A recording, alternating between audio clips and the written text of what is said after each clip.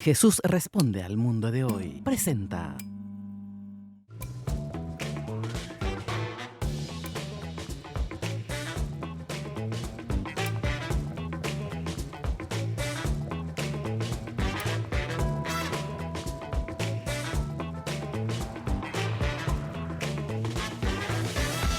La Gran Apuesta.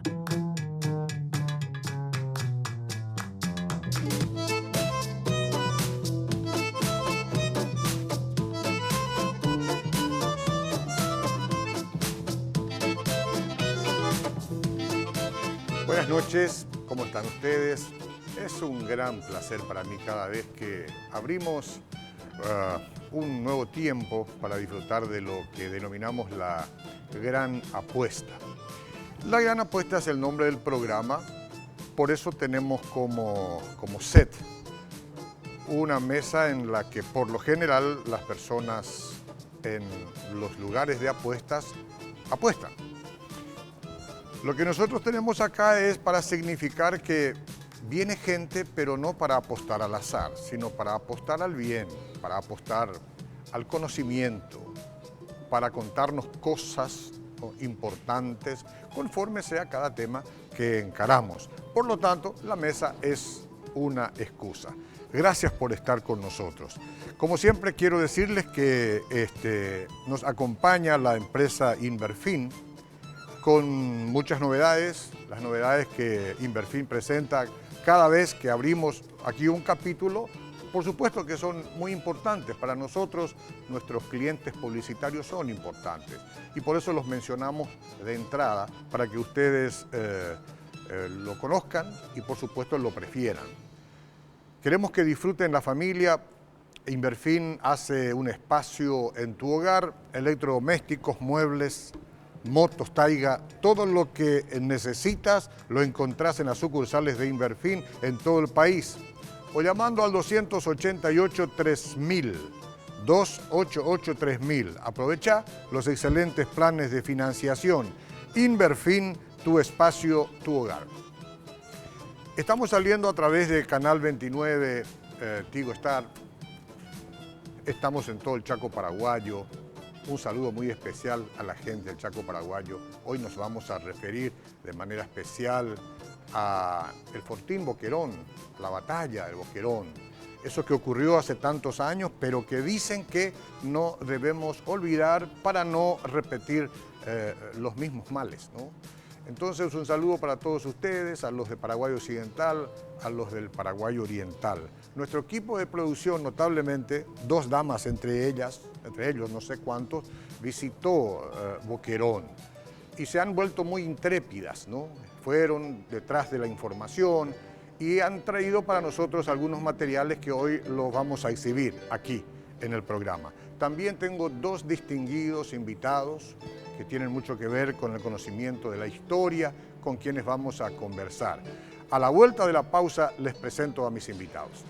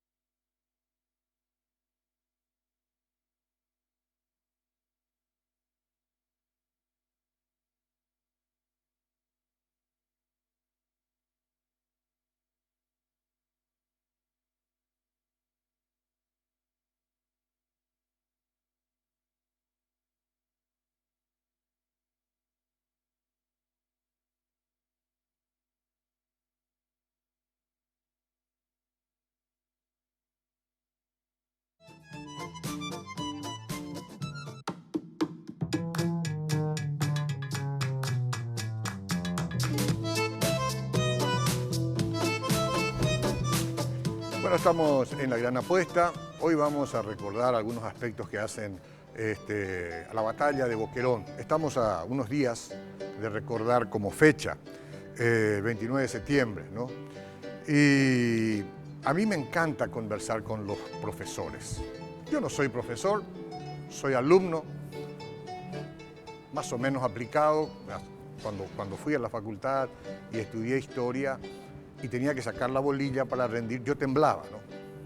Y yo esperaba que mis invitados hoy que vienen al canal, que no es habitual para ellos, tiemblen un poco, pero no tiemblan para nada, están tranquilos. Así es que voy a actuar no de examinador, pero sí conversar con ellos y ellos con ustedes, por supuesto. Le doy la bienvenida al profesor Hugo Mendoza, coordinador de la carrera de Historia de la UNA. ¿Qué tal, profesor? ¿Cómo le va? Buenas noches, muchas gracias por la invitación y estoy encantado de estar de nuevo en este canal. Gracias por venir, seguramente sacrificando un poco su descanso, su noche en la universidad, parece que están de pausa, ¿verdad? Sí. Pero está aquí. Y mucha gente va a aprovechar un poco de sus conocimientos. El profesor Carlos Bon también está hoy con nosotros. ¿Qué tal, profesor? ¿Cómo le va? Buenas noches, muchas gracias por la invitación. Bueno, bien, correcto. Hablar de la batalla de Boquerón, enseguida vamos a ver algunas curiosidades, porque eso es lo que pretendemos en la noche de hoy. No hay tiempo para hacer un recuento exhaustivo, ¿no? Y cronológico de todo lo que ha sido, pero vamos a tener, gracias a nuestras compañeras productoras, enseguidita unas imágenes y yo quiero que ustedes la miren y después entonces empezaremos a comentar algo al respecto. Yo me hago la pregunta siempre cuando vamos a hablar de la historicidad de la guerra, ¿vale la pena recordarla? ¿No? Esta pregunta se la entrego a usted. Vale la pena recordar cuando existe, ahora voy a hablar un término un poco desagradable, cuando existe un término, una experiencia de violación, ¿no? Entonces, la persona queda traumada y no quiere recordar esa situación tan penosa, cualquiera sea la circunstancia. Nosotros hacemos bien, profesor, en recordar cada año esta batalla que trajo mucho sufrimiento y mucho dolor a ambas partes, ¿no? La guerra es un acontecimiento traumático, como le dijo, que queda grabado en la memoria colectiva. Eso es algo donde se ve tanto la parte buena del ser humano como la parte mala del ser humano.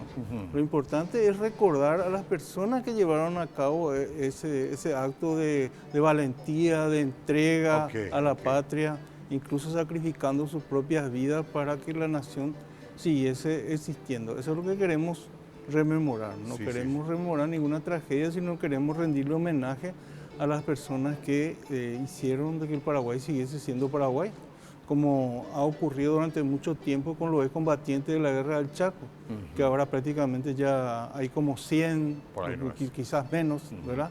Pero en la memoria colectiva del Paraguay siempre nosotros tuvimos algún pariente que murió en la guerra o algún abuelo que peleó la guerra, entonces eso se mantuvo hasta ahora donde prácticamente está desapareciendo esa memoria viva que teníamos de la guerra. Qué notable. En su primera respuesta me ha sorprendido, de verdad. Gracias por eso. Gracias por eso. Profesor, la historia es la historia, ¿no? Y hay que contarla tal como es. ¿Usted cree que la historia que contamos nosotros desde acá, desde esta perspectiva, se condice con la historia que cuentan los bolivianos, por ejemplo? ¿Cómo es eso? Bueno, en realidad tendríamos que partir de que hay varias corrientes en cada país. Hay varias corrientes. Hay varias corrientes en cada país. Aquí mismo hay varias corrientes. Sí, por suerte hoy en día estamos en democracia y se permiten tener distintas opiniones, ¿verdad? O versiones, digamos, ¿no? En tiempos atrás no se permitía. Claro. Esta es la verdad y esta es que creer. Y está la historia oficial y si te vas fuera de eso ya sos traidor, ¿verdad? No, pero hoy en día tenemos una historia y por suerte, a diferencia de otros periodos, la historia de la Guerra del Chaco tiene mucha documentación porque tuvimos muchos testigos que sobrevivieron, a diferencia de la Guerra de la Triple Alianza, que tenemos prácticamente unos 5 cronistas que desarrollaron testigos que desarrollaron de manera extensa su vivencia y otros cuantos que en pequeñas páginas. Claro. Pero en la Guerra del Chaco tenemos una inmensa cantidad de libros de los excombatientes, tenemos documentos intactos que no han sufrido lo que sufrió la guerra de la Triple Alianza, y tenemos, quien más y quien menos, tiene un familiar que contó sus propias vivencias dentro de la familia. Claro. Ahora está resurgiendo en Bolivia una nueva corriente que es muy nacionalista. Y como nacionalista, de repente tiene el vicio de ser tergiversado, ¿verdad? No cuentan la historia. Yo creo que nosotros estamos contando hoy en día mucho más responsablemente la historia que en Bolivia, Sí. con esta nueva corriente que está surgiendo. Hay corrientes serias también en Bolivia, Ahí también. pero últimamente hay una corriente que está hablando de que Bolivia ganó la guerra y que Paraguay, que Argentina peleó la guerra por Paraguay, y hay distintas otras ingredientes que no están correctos. Claro, más pasa el tiempo y puede que la verdad cada vez más se distorsione, ¿no? Eso es lo que estará sucediendo. Lo que la historia busca es la verdad. La Eso verdad. los historiadores profesionales buscamos la verdad. Sí. Ahora, hay gente que le gusta la historia, que no son profesionales, entonces ellos se encargan de tergiversar. Claro. Pero los profesionales tenemos que atenernos a la verdad y a los hechos, Sí, ¿verdad? sí, sí, sí. Y claro, esos hechos pueden ser interpretados de diferentes maneras, pero los hechos están ahí. Los hechos están ahí. Entonces, El hecho conocido por parte de nosotros, de este lado de la historia, es que un buen día, yo no sé cuánto tiempo les llevó, ni cuánta ausencia de nosotros los paraguayos en el Fortín Boquerón, pero permear tantos kilómetros para llegar al Fortín Boquerón propiamente no es una cosa que se haga tan fácilmente, digo yo, desde el lado boliviano. desde los dos lados, es decir, que es un territorio muy inhóspito, un territorio donde prácticamente no habían vías de comunicaciones y que la comunicación era muy precaria. Y aparte el problema del agua, Claro. de que el agua era escasa, ¿verdad? Entonces tenían que prácticamente sobrevivir muchos días sin agua. Por eso. Y todo eso era una... Pero cuando los bolivianos empezaron a invadir para venir y tomar, en principio, lo que es Boquerón, nadie sabía que lo estaban haciendo a su criterio. Un día se dijo, bueno, están ahí, tenemos que ir a recuperar el Fortín, ¿o cómo es? No, el Fortín era paraguayo, fue fundado por los paraguayos. Es decir, lo que ocurrió fue un incidente anterior que se llama de Carlos Antonio López. Sí. El Fortín Pitiantuta, ¿verdad? Pues estaba sobre la laguna Claro, Pitiantuta, que había sido descubierta por el general Belayev, ¿verdad? Un ruso blanco que estaba al servicio de Paraguay. Y se había instalado un destacamento llamado Carlos Antonio López, y los bolivianos vinieron y tomaron por la fuerza ese destacamento. Mataron un cabo y después destruyeron el Fortín paraguayo y pusieron al otro lado de la laguna su destacamento, diciendo que prácticamente ellos no habían hecho nada y que el general Echeverría protestó y después envió un destacamento a recuperar por la fuerza eso que habían hecho los bolivianos, ¿verdad? De apropiarse del destacamento Pero paraguayo. eso no tenía todavía el rango de batalla, digamos, ¿no? No, ese fue un incidente. Un incidente. Pero ese incidente llevó a la guerra, Ajá, ¿verdad? ajá, ajá. Inmediatamente después, los bolivianos en represalia toman el Fortín Boquerón. Fue en Y otros represalia. fortines, ¿verdad? Como Carayá y Toledo son tomados por los bolivianos, y Paraguay en ese momento de Echeverría decide retomar eso por la fuerza. Y Ya. ahí se desarrolla la batalla. Eso es interesante, no sé si vamos a tener tiempo de hablar un poco del desarrollo de la batalla, la diferencia de hombres, ¿no? Y sí, los decesos que se producen, las sorpresas que se dan. Pero vamos al material, ¿les parece? Miremos un poquito a ver qué podemos encontrar de este buen esfuerzo que ha hecho la producción. A ver.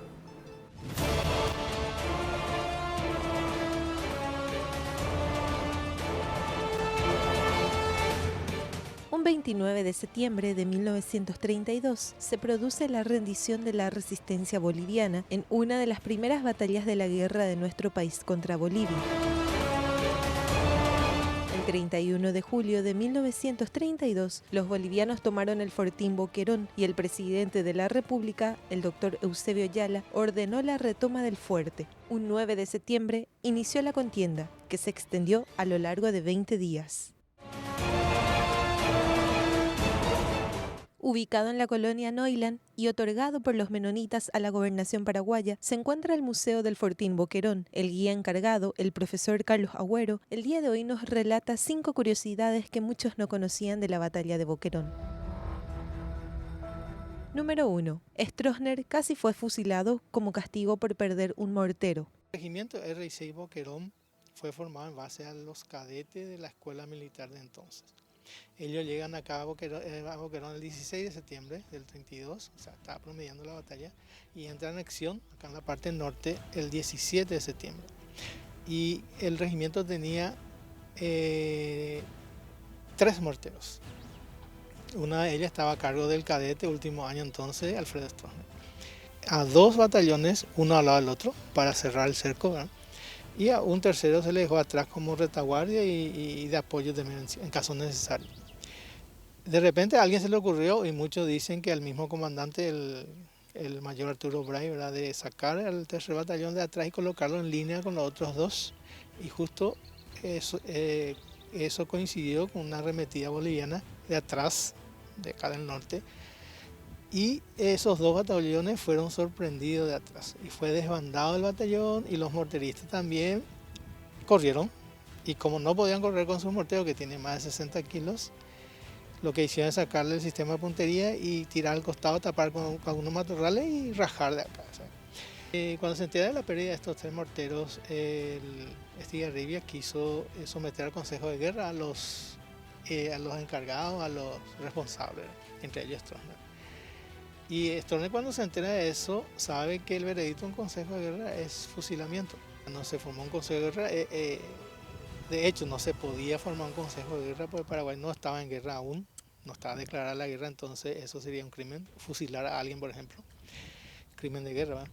Y lo que se pensó o pensaron es castigarle con perder 2 años de su promoción, ¿verdad? No egresar, estaba por egresar ellos en ese año. Perder 2 años de antigüedad, ¿verdad? Eso era el castigo. Pero tampoco sucedió. Terminó la batalla el 1 o el 2 de octubre, creo que egresan los cadetes de último año con el grado de teniente segundo, ¿verdad? Y eso sucede acá en Boquerón. O sea que casi se le fusila a Stroessner. Sí.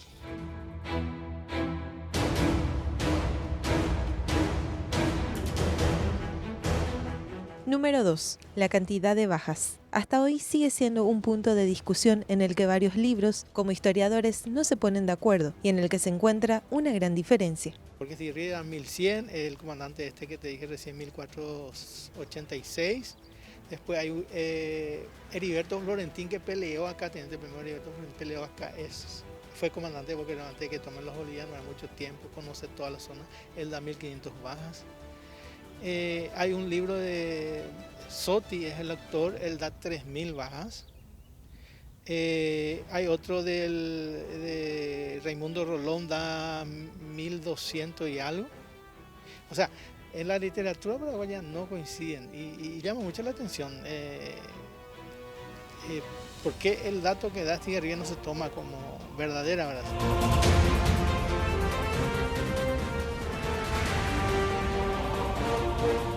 Número 3. El cuerpo del cadete Otazú nunca fue encontrado y hasta el momento suponen que en el monte ubicado en el fortín se encuentran sus restos, así como otras municiones que pueden seguir estando, incluyendo las granadas activas. Estamos tratando de conseguir fondos para poder peinar este montecito y a lo mejor encontramos, no sabemos, pero se puede encontrar si es que está en este montecito de 90 y pico hectáreas.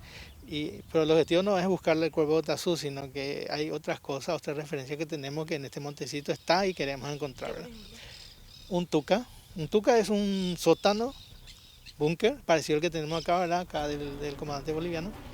Pero la función de esto era armería, o sea, tenía municiones y armas dentro. Semi virgen casi, o sea, no se entra mucho. Y puedes encontrar granadas que no explotaron, cierto.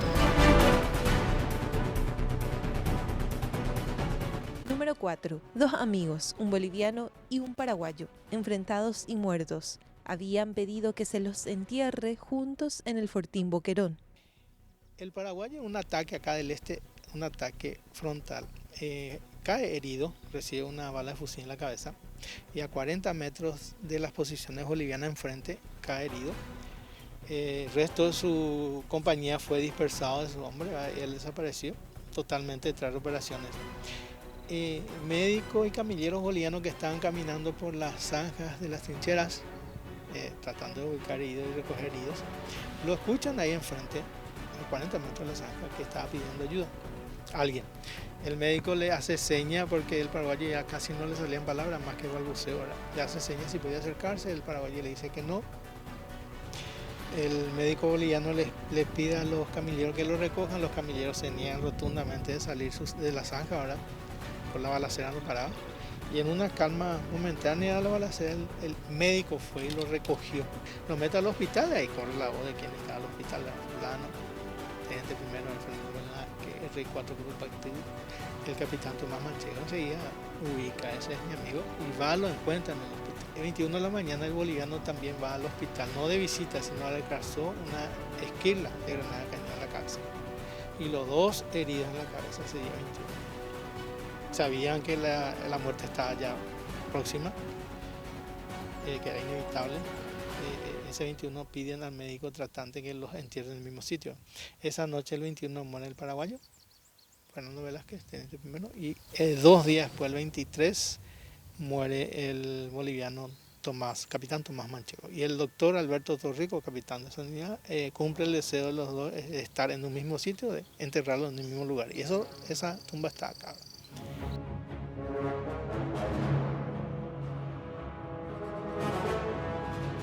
Número 5. El rescate de José Asunción Flores. Al enterarse que el creador de la Guarani estaba en exposición de muerte, el periodista Facundo Recalde pide quitar del frente de la batalla al artista. La licencia que tuvo el mayor Medina y bajó a Asunción, una noche fue sorprendido por una serenata. Salió, verificó, encontró que era José Asunción Flores cantándole una canción. Y sorprendido el mayor Medina se da cuenta que es una canción cuya poesía escribió él, el mayor Medina, y Flores dice sí, es suyo. Y yo le puse música y le regalo en consideración de que me haya permitido salir de frente de batalla.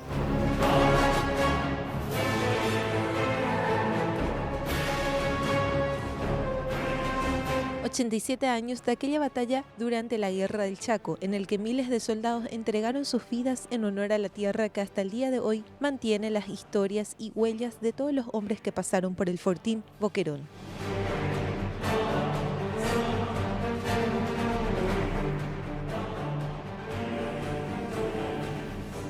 Bueno, me dicen que el profesor Carlos Agüero vive ahí en el Fortín Boquerón, que es el encargado de ese lugar. Hemos visto imágenes reales, algunas imágenes reales de aquellos tiempos y un comentario, en realidad 5 comentarios que seguramente querrán tocar o mencionar algo de lo que escucharon.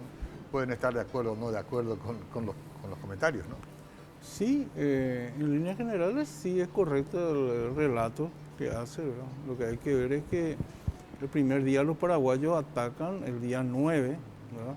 Y no consiguen tomar la posición porque los bolivianos están muy bien fortificados, claro, ¿verdad? Y entonces tratan de rodear esa posición, tratan de cercar el fortín, ya que no pueden entrar por la fuerza, tratan de cercar. Y en ese momento el llamado del R6 Boquerón, que eran los cadetes de la Academia Militar que fueron movilizados justamente para atacar por detrás, ¿verdad? Y en ese momento el coronel Arturo Bray, que era el comandante del colegio militar, él ataca de frente, pero se olvida de poner una seguridad a su retaguardia. Y en ese momento que él está atacando, entra un destacamento boliviano, porque los destacamentos bolivianos tratan de meter más gente dentro del fortín. Ellos tenían más o menos 800 hombres dentro del fortín, Paraguay tenía 5.000 hombres, ¿verdad? Entonces tratan de meter hombres, víveres, municiones, ¿verdad?, para reponer las pérdidas que estaban teniendo. Y justo coincide en el momento que ataca el R6 que viene un destacamento boliviano queriendo entrar en el fortín. Por supuesto, si uno encuentra que el enemigo le sale a las espaldas, ¿verdad?, entra en pánico, ¿verdad? Claro. Y no solamente fue Tron el que corrió ahí, fueron muchos los que corrieron, ¿verdad? Porque nos había tomado esa prevención de poner un destacamento detrás para que cubra ese lugar, la retaguardia de los que estaban atacando hacia el fortín. Y ese ingreso es Es bala. Eso es sorpresivo. Es matar, ¿no? Sí, claro, Porque sorpresivo. ellos no buscaban rendición, no había forma. No, querían entrar en el fortín, porque también dice que murieron muchos paraguayos en el ataque, pero murieron muchos bolivianos también tratando de entrar al fortín o tratando de salir del fortín. Muchísimos, que tampoco fueron contabilizados los muertos bolivianos que cayeron tratando de entrar o tratando de salir del fortín. ¿Algún comentario? Bueno, tocaron el tema de las bajas, que siempre es polémico en cuanto a varias batallas, especialmente a Boquerón, y también en la batalla anterior de este mes, que fue Curupaití, también hay mucha polémica con respecto a las bajas. Lo raro es que justamente que teniendo muy buenos archivos, ¿verdad? Que demuestran, igualmente se disparan las bajas, y especialmente en Bolivia, como estamos hablando hace rato de la historiografía boliviana, en que se separan. Los bolivianos dicen que los paraguayos tuvimos 7.500 bajas mortales. Pero entonces murieron todos los que fueron. Sí. Entonces murieron todos los que fueron. Éramos 5.000. Sí. Por eso Sí. En los últimos días recién juntamos 7.500 y después llegamos a 9.500 con una reserva que estaba por ahí, ¿verdad? Pero según muchos investigadores bolivianos, llegaron a 7.500 bajas. Eso es imposible, no solamente por la cantidad de fuerza real paraguaya involucrada en la batalla, y además porque hay una relación. El que investiga la historia militar sabe que hay una relación de 3 a 4 heridos por muertos, por baja mortal, generalmente, ¿verdad? Sí. Hasta hoy en día en enfrentamientos policiales con delincuentes generalmente se da también esa relación, ¿verdad? Entonces, si nosotros tuviésemos 7.500 muertos paraguayos, tendríamos que tener unos mínimo entre 28.000 a 35.000 heridos. Por supuesto. O sea que prácticamente iba a estar perdida la guerra de entrada, ¿verdad? Pero en realidad, cotejando los números y los partes, si tienen bajas equitativas, englobando todas las bajas, teniendo muertos, heridos y prisioneros, la cifra final está entre 1.500 a 2.000 bajas por el lado paraguayo y por el lado boliviano, porque hay que entender que los 1.200 hombres que terminaron dentro del fortín, 1.200 bolivianos, fueron todas bajas, siendo considerados prisioneros de guerra. Perfecto. ¿Ya? Entonces tenemos una cantidad de nivel de bajas equitativo, pero tenemos que tener en cuenta que el Paraguay se quedó con los pozos de agua, con el fortín, y como dice Sun Tzu, todo lo que le sacás al enemigo equivale a 20 veces. O sea, vos tenés que multiplicarlo por 20, porque llevar un implemento, un recurso al campo de batalla, Sun Tzu lo calcula que te gasta 20 veces esa cantidad. O sea, si vos llevas 1 litro de agua al campo de batalla, gastas 20 litros de agua para llevar ese 1 litro. Entonces, por eso se hace esa relación de que una precisión. Baja no quiere decir muertos solamente. Claro. Baja quiere decir muertos, heridos y desaparecidos. También. Lo de heridos no sabía, pero lo de desaparecidos sí. Bueno, así que los heridos también son bajas. Los heridos también son bajas. Los prisioneros también. Los prisioneros. Si la cuestión es ir a recuperar el fortín, ¿cuál era la previsión que se tuvo? O sea, pareciera que llevamos más hombres que los bolivianos, que los que estaban ahí, ¿verdad? Para el efecto. Lo que pasa es que cuando se ataca uno tiene que tener una superioridad. No puede ir justo la cantidad que uno considera que el enemigo. Tiene que ir más. Claro. Tiene que ir. Generalmente la proporción es de 4-1, incluso 5-1, que era lo que se daba en el fortín. Pero ellos no esperaban que sea así, ¿verdad? Los bolivianos. Ellos no pensaron que nosotros íbamos a movilizarnos tan rápido, porque se hizo un cálculo. Se dijo que Bolivia iba a tardar 3 meses en movilizar todo su ejército, nosotros 1 mes. Nosotros empezamos la movilización en agosto y en septiembre ya estuvieron en condiciones de atacar el fortín. Entonces tuvimos mucha cantidad de hombres, pero esos hombres no estaban bien entrenados. Habían algunos que eran, digamos... Y eso implica también muchas más bajas, porque el soldado que está bien entrenado es más difícil de batir o de que sea baja, ¿verdad? Entonces, todos esos factores influyen dentro de la batalla. La batalla escuela le llaman por eso, ¿verdad? A mí yo lo que no entiendo bien, ¿verdad? Es si ellos ya tomaron el Fortín y ahora vamos a recuperarlo. En realidad Paraguay nunca atacó a nadie, siempre se defendió. Eso era una forma de defensa porque era el territorio paraguayo, ¿no? Había dos posturas antes de la guerra. Una postura era defensiva, era la guerra de trinchera, de defender el río Paraguay.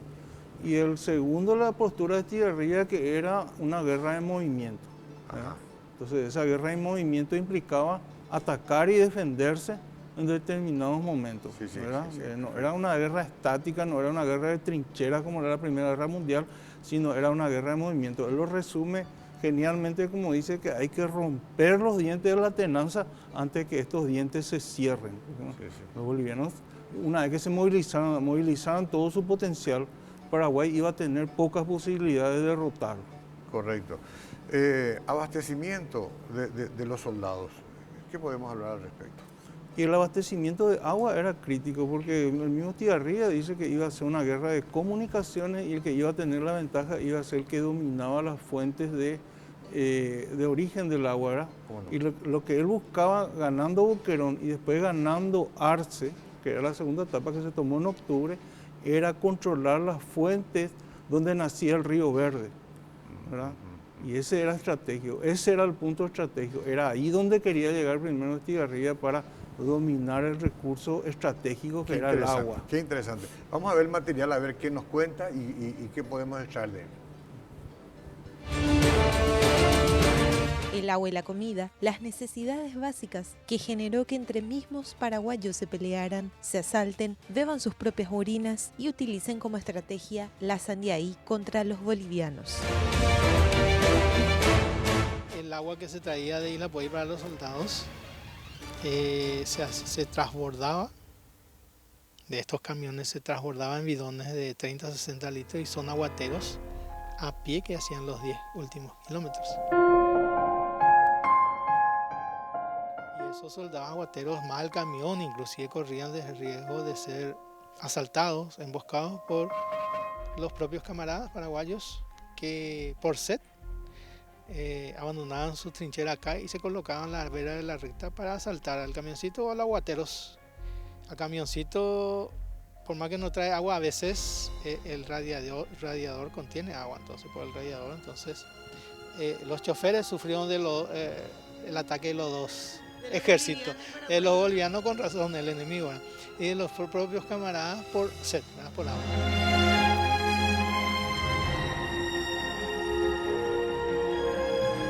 Otra opción, además de eso de asaltar a un camioncito, otra opción era recurrir a la naturaleza. Raíces, frutas, tuna, todo lo que contenga líquido adentro. Así llegaban a consumir una fruta, no más grande que una manzana, con la típica mancha de la sandía, por eso le llaman sandiaí. Y consumían, tiene una pulpa blanca jugosa, y eso comían pero intoxica, mata, es venenosa. Como mataba paraguayos, los combatientes le llamaban sandía bolí, tenemos acá mucho.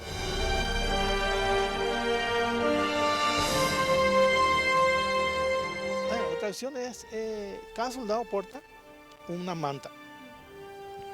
Y esa manta a las noches los combatientes las tiraban en las 4 esquinas, atados por árboles, y eso absorbe la humedad de la noche, el rocío, y al día siguiente torcerlo y obtener un poquito gotitas de agua, ¿verdad? Algo, si llueve esa noche, bingo, la lotería. Y la última opción es la orina. Se llegó a consumir orina. Y algunos soldados seguían a sus comandantes para que le orinen su caramayola.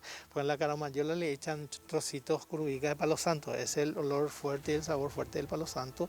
Disimula un poco el sabor de la orina y el olor de la orina. O si no, se habilita luego un tambor cortado por la mitad, se habilita y pasan oficiales a orinar. O sea, todo lo que quiera orinar, orina ahí. Se le echa hierba mate para disimular el sabor y el olor. Y es con eso mitigar la sed de los combatientes. 28 ya no había ni agua, ni mulas que comer, ni munición. Por eso el 29 de la mañana capitulan, se levanta bandera blanca. El centro de abastecimiento del lado paraguayo quedaba a 43 kilómetros, no así para los bolivianos, quienes lanzaban sus municiones y víveres desde aviones, pero tampoco funcionó porque el lanzamiento lo hacían volando a una altura en la que sus productos volvían a caer en manos paraguayas.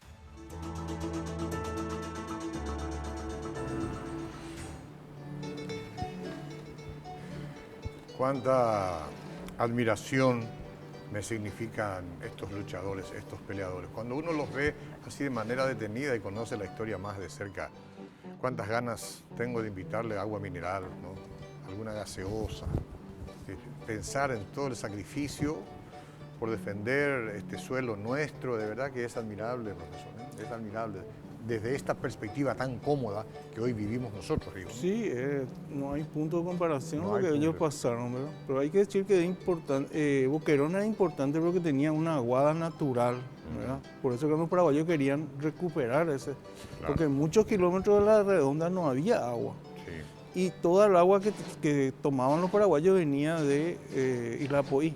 Había también grandes tajamares, grandes aguadas, como decía, pero esa agua se terminó el día 25 y ya no había agua. Entonces por eso se apuró el asalto final, ¿verdad? Que ya estaba previsto para el 26, para el 28 y hasta que el 29 se rinden. Los bolivianos quedaron también sin agua porque los cadáveres de los bolivianos iban y caían en el agua.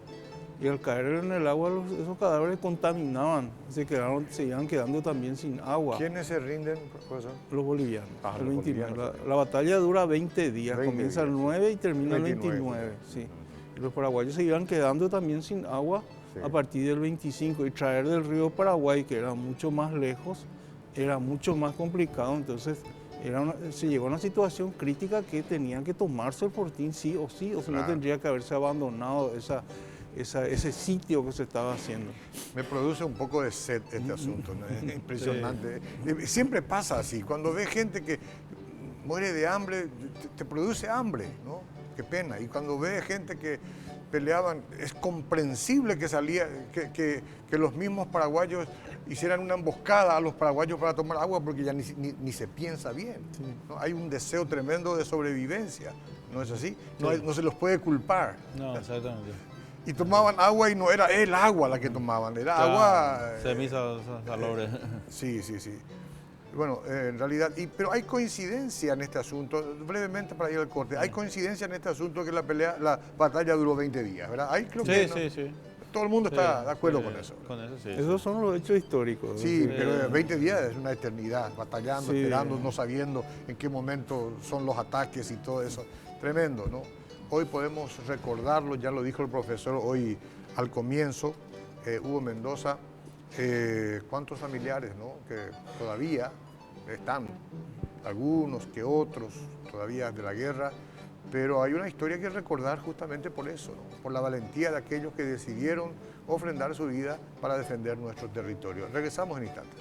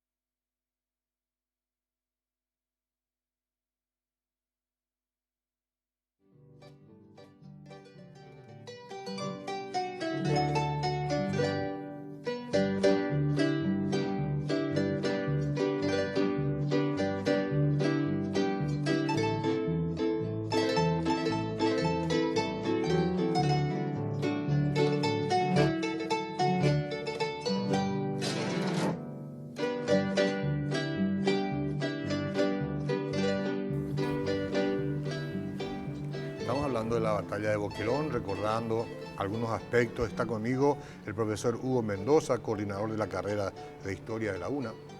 También está conmigo el profesor Carlos Bon, haciendo algunos comentarios. Esto da para quedar acá charlando por horas, ¿no? Pero estamos haciendo algunos saltitos que nos parece que son importantes y ustedes ahí también aprendiendo como yo algunas cosas que por ahí se nos escapó, ¿no? Tratando de conocer esto que es apasionante. Hay un material que vamos a ver a continuación que tiene que ver con el involucramiento o no de los menonitas en este asunto de Boquerón. Vamos a ver qué dice el material y después comentamos.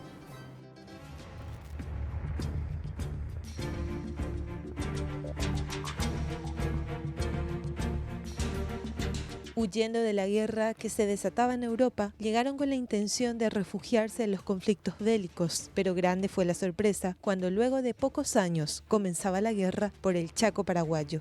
El fortín Boquerón quedó en medio de las hectáreas compradas por la colonia Neuland, pero desde el principio las autoridades menonitas respetaron la tierra en honor a la batalla y decidieron reservarla, cuidarla por mucho tiempo, hasta que las hectáreas fueron donadas a la gobernación paraguaya de Boquerón.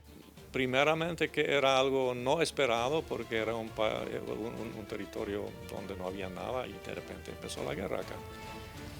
Porque había agua subterránea, tenían sus pozos y el ejército paraguayo aprovechó de eso. Cuando vinieron podían usar los pozos también, era un beneficio para las tropas paraguayas porque cuando entraron en las aldeas sus caballos y también podían usar el agua y por ley eran los primeros que podían usar el agua así.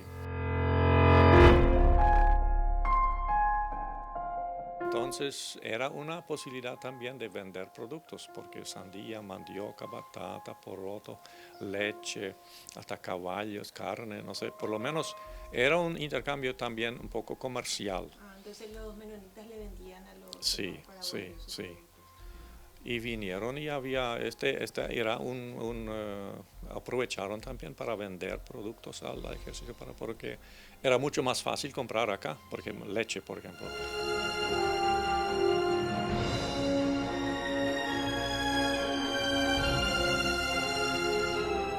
Buscaban protección en las colonias menonitas también, en las aldeas, se acercaron a las aldeas para quedarse ahí y con ellos estaba tratando de buscar un idioma como podían comunicarse. Un poco de alemán, un poco de Nivaclé o de Entlet o de castellano. Así que se desarrolló un idioma muy interesante, mezclado, toda clase de idiomas. ¿Sí? Y hasta hoy en día, algunos, especialmente los indígenas más viejos, hablan todavía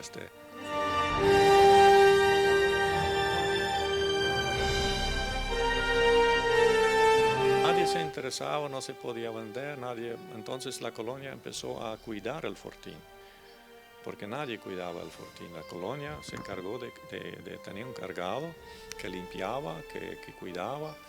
Y hoy van a ver que es el fortín mejor conservado. No hay otro que tiene esta infraestructura. Sí, todavía, ahora no, pero muchos años. Hasta que empezó, creo que con las gobernaciones, cuando la gobernación se interesó más, había también gente acá que dijo, no, ese realmente no es nuestra obligación de limpiar o de cuidar, porque es un patrimonio nacional. El gobierno tendría que hacer eso. Y al final creo que hicieron una donación de este territorio, que al final no fue 100 hectáreas, creo que son 90 y algo hectáreas, que es ahora propiedad de la gobernación. Sí.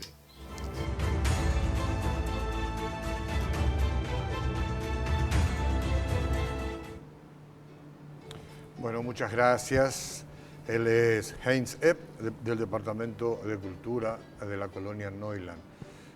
Interesante, los menonitas con una fuerte, digamos, inclinación hacia el pacifismo, huyendo de lo que era la Guerra Grande, ¿no? y llegando al país y finalmente encontrándose otra vez con el mismo problema. Son admirables, ¿no? Muchas cosas interesantes. Muchas cosas porque prácticamente el Estado paraguayo les dejó ahí sin ningún tipo de ayuda y ellos crearon la riqueza, ¿verdad? Y Exacto. sirvió para la guerra, para aprovisionar a las tropas paraguayas, que era mucho más fácil, mucho más cerca, ¿verdad? Fue importante también la ayuda a los menonitas. Y otra cuestión importante de Eligio Ayala es que al darle esas tierras estaba manifestando de que era soberanía paraguaya, ¿verdad? Él implantaba la soberanía paraguaya, que el Estado paraguayo era el que le daba en concesión esas tierras. Es una jugada muy astuta de Eligio Ayala el ubicar ahí los colonos menonitas. Sí, sí. Pero él decía que compraron la tierra, no sé, debe Sí, ser pero el una Estado le dio una concesión. Una concesión. Le dio una concesión y les permitió no hacer servicio militar por un tiempo determinado, Ajá. ¿verdad? Y eso después fue extendiéndose. Sí, fue Fue extendiéndose. extendiéndose en diferentes maneras. Dicen que han habido soldados rusos. ¿Saben algo de eso? Ahí hubo voluntarios rusos voluntarios. que vinieron de la guerra, de la revolución rusa, ¿verdad? Los que no estuvieron con el grupo de los bolcheviques, los que eran partidarios del zar de Rusia, llamados rusos blancos.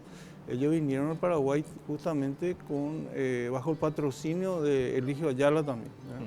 Y ellos vinieron acá y se incorporaron al ejército y sirvieron voluntariamente en el ejército, y muchos también murieron defendiendo la causa paraguaya. Ok. Interesante, ¿no? Cosas que uno va aprendiendo conforme avancen los minutos aquí en nuestro programa. ¿Quieres hacer un comentario? Exactamente, mi abuelo era ruso. ¿Era ruso? Y peleó en la guerra del Chaco. Sí, él el teniente segundo fue Jorge von Horowitz. ¿Y cómo le fue? Y le fue bien, o sea, le fue bastante bien, pero al principio sufrió mucho el calor, entró en combate, estuvo en Toledo, fue herido por Esquirla de Granada, y él después, él se sentía muy mal en el Chaco, porque no estaba acostumbrado al clima nórdico, él pidió que se le traslade a tareas del Arsenal. Y en el Arsenal él estuvo trabajando también, apoyó ahí a partir de... Estuvo como 6 meses por ahí en el Chaco, ¿verdad? Después ya pasó a servir. Lo simpático y anecdótico es que él estando en el Chaco, porque él vino vía Brasil y llegó justo para la guerra. Él medio que se bajó del barco y ya le volvieron a subir al barco otra vez para que se vaya a combatir. Y estando allá, él se entera de que los soldados escribían cartas, o sea, ve que los soldados escribían cartas y le pregunta a él si escribían a su familia, no, a la Marina de Guerra, y que recibían regalos de la Marina de Guerra. Y entonces él pregunta eso y le dice que son mujeres que se encargan de mantener la moral de los hombres con regalos y con cartas, ¿verdad? Sí. Entonces él solicita una Marina de Guerra y le asignan una Marina de Guerra. Bueno. Cuando él viene herido, como él no tenía familiares aquí, la Marina de Guerra le asiste. Y tiempo después se casa con una María que es mi abuela. Tenés que hacer un libro de esto. Sí, estamos pensando. Yo pregunto, tanto peleamos por ese territorio y bien que lo hayamos hecho, no fueron los menonitas los que pelearon, ¿no? Digamos, ellos ayudaron, fuimos nosotros los paraguayos. Y lo estamos valorando, vemos que los menonitas sí lo hacen, ¿no? Y lo hacen bien, acaba de decir el señor Ebb, de que no existe probablemente otro destacamento tan bien cuidado como es el Fortín de Boquerón. Y de los demás, de los que quedamos para este lado, ¿ustedes sienten que valoramos toda esa parte? En realidad que muchos lugares están abandonados, hay que decir eso. Pero también muchas veces el Estado no tiene la posibilidad de cubrir todos esos lugares, ¿verdad? Y yo creo que los menonitas están haciendo un excelente trabajo manteniendo ese sitio tan importante para nuestra memoria histórica que es Boquerón. Pero los otros lugares habría que hacer como una especie de lugares turísticos donde venga la gente y donde se pueda generar una actividad económica para que se mantenga, porque el Estado no puede poner suficiente cantidad de dinero para que todo se mantenga. Claro. Incluso ahí se paga, ¿verdad? Se paga para entrar en Boquerón. Y ese mismo modelo tendría que trasladarse a otros lugares, ¿verdad? Y eso es lo que no ocurre, porque muchas veces la municipalidad no asume ese rol, de defender el patrimonio y vender ese patrimonio a los turistas o a la gente que tiene interés. Sí, sí. La Secretaría de de turismo, seguramente que hace todo lo que puede, ¿no? Para hacer que, bueno, de alguna manera se tome interés de visitar tantos lugares como hay, porque mucho sacrificio para defender el Chaco, mucho sacrificio, sí, de verdad. Una cosa que yo no sé, que ustedes me dicen en un minutito, para llevar todos esos hombres que habían que llevar, en un mes llevaron para la batalla, ¿esa era una cuestión medio del voluntariado o era una exigencia del momento? ¿Alguien podía decir yo no quiero ir? Era un servicio obligatorio, el servicio militar es obligatorio. Todos tenían que presentarse, pero no todos iban porque los que eran enfermos, los que no estaban en condiciones de servir, por supuesto que no iban. Claro, no, pues yo digo que había mucho patriotismo de gente que, Sí, que podía decir no, pero se iba, ¿verdad? Sí, Claro, había menores que se escapaban Para irse. para o sea, ir. Y, sí. Era una pasión. Y había mayores que ya estaban excluidos por el tema de la edad que querían irse. Está el caso del coronel Garay, que él se presentó y no le iban a permitir que se vaya porque él ya había excedido la edad militar, que era más de 56 años. ¿verdad? Pero él, retobado, se quedó hasta que le enviaron de la... Si yo estaba, me iba, con los Incluso casi 60 que había excombatientes de la guerra del 70 que se ofrecieron como Sí. voluntarios, como el coronel Oviedo, por ejemplo, ¿verdad? Florentino Oviedo. Tendremos que hacer otro capítulo. Señores, este programa es auspiciado por la Fundación Jesús Responde al Mundo de Hoy. Bajo esa responsabilidad, yo quisiera decir unas cositas, ¿no? Hemos hablado de las conflagraciones, ¿no? De esta batalla tan terrible. Cuerpo a cuerpo, sangre a sangre. La Biblia en el capítulo 6 y versículo 12, en el libro de Efesios, es importante leer esto antes de concluir. Dice, porque nosotros no tenemos lucha contra sangre y carne, sino contra principados, contra potestades, contra los gobernadores de las tinieblas de este siglo, contra huestes espirituales de maldad en las regiones celestes. Indudablemente estos seres han operado para todo este gran dolor que significa la guerra. Ninguna guerra es buena. Nosotros haremos muy bien de entender que la batalla más grande hoy se produce justamente entre el bien y el mal. Hablemos así, entre Dios y el enemigo de Dios, que es el diablo. Dios tiene sus ángeles, el diablo tiene sus ángeles caídos, que son los demonios. Aquellos que nos acogemos al poder del Señor Jesucristo, probablemente estaremos más protegidos, con mejores ideas y con mejor voluntad para enfrentar la vida y no buscar más dolor y muerte, sino buscar vida y seguir la vida, porque al fin y al cabo Jesús dijo, yo soy el camino, la verdad y la vida. Y como todos queremos vivir, no solamente aquí, sino después de esta, en lo que conocemos como la vida eterna, cuando Jesús dice, soy el camino, la verdad y la vida, se refiere a la vida abundante y de la eternidad. Elíjale a Él, ¿no? Elíjale a Él y ande con Él. Señores, profesores, yo los admiro mucho, gracias por el conocimiento que ustedes tienen. Gracias, profesor Hugo Mendoza, muy amable por estar con nosotros. Y también Carlos Bom. Esperamos tenerlo en una próxima edición. Ustedes saben mucho, muchas gracias. Hasta luego.